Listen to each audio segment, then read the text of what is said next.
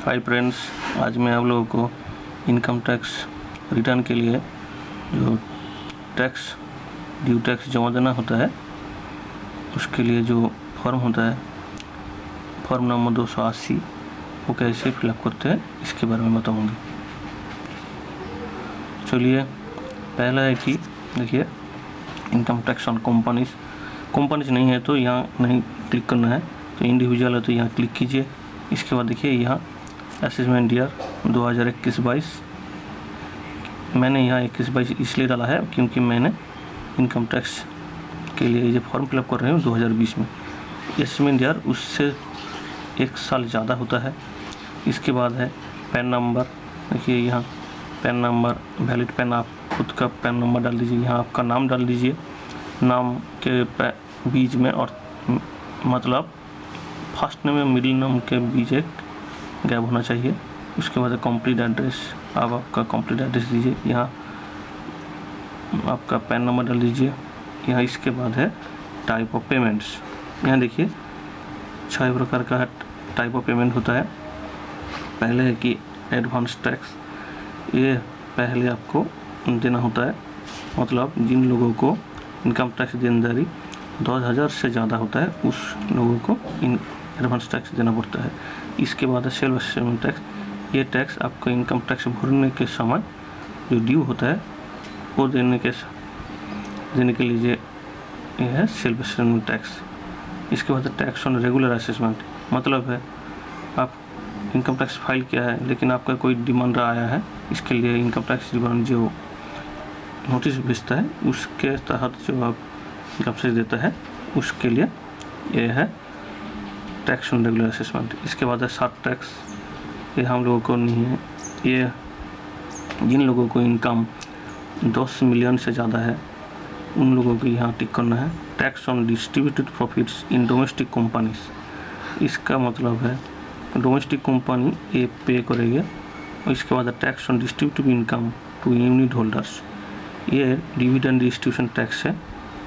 चलिए, इसके बाद है इनकम टैक्स के जो पेमेंट डिटेल्स, देखिए यहाँ आपका income tax, surcharge, education cess, interest, ये बहुत सारी है, पेनल्टी, अदर्स।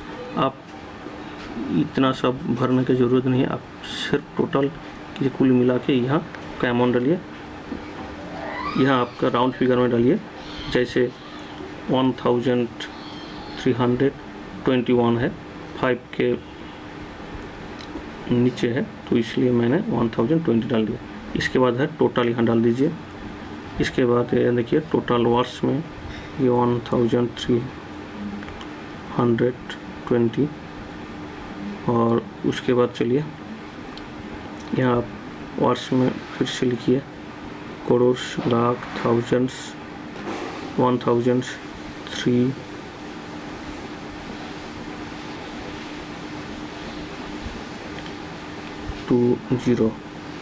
इसके बाद स्टेट, आपका जो बैंक, जिस बैंक में आप जमा कर रहे हैं उसके बैंक का नाम, ब्रांच, ये आपका सिग्नेचर है, मैंने ऐसे ही मिति ऑनलाइन डाल दिया मेरे चैनल का नाम। इसके बाद है टैक्स पेयर काउंटर खोलो, ये आपको बैंक रिटर्न देगा। ये है आपका पैन नंबर, आपका नाम, ये है आप अमाउंट, चेक है तो चेक का नंबर यहाँ डालना होगा। ये वार में अमाउंट डालना है 1320। इसके बाद बैंक का नाम और ब्रांच। इसके बाद असेसमेंट ईयर, जैसे मैंने पहले बोला है 2021-22। यहाँ है स्पेस फॉर बैंक सील, ये भी स्पेस फॉर बैंक। ये पार्ट आपको बैंक काट के फिर से देगा। तो पहले आप बैंक से आने से पहले आप ज़रूर चेक कर लीजिए ये क्या है कि उसमें 7 डिजिट BSR कोड है कि नहीं, date of deposit, challan number, मतलब आप जिस डेट में डिपॉजिट किया है उसके चालान डेट है कि नहीं, और चालान सीरियल नंबर, क्योंकि ये तीनों आपके इनकम टैक्स फाइल करने के समय काम आएगा। तो दोस्तों, ऐसे आप ये रूल्स फॉलो करें तो आपको फॉर्म नंबर 280 भरना इजी हो जाएगा। Thank you watching my video. मैंने नेक्स्ट में मेरा ऑनलाइन प्रोसेस 280 कैसे होते हैं ये आऊँगा। इसके लिए प्लीज़ मेरा चैनल सब्सक्राइब कीजिए। Thank you.